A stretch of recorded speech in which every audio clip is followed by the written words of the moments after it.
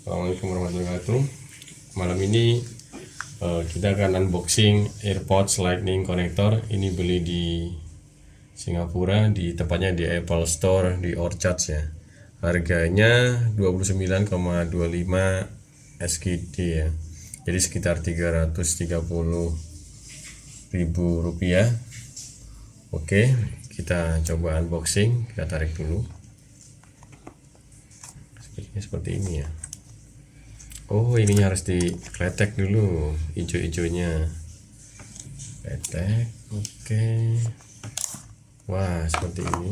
Jadi dalamnya seperti ini ya.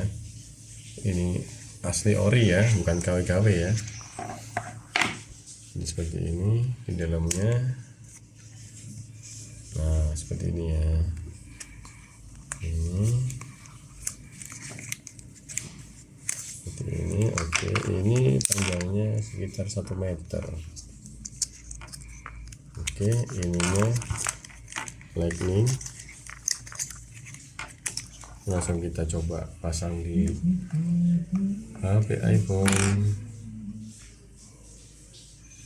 Oke, ya seperti ini ya, bisa langsung ya.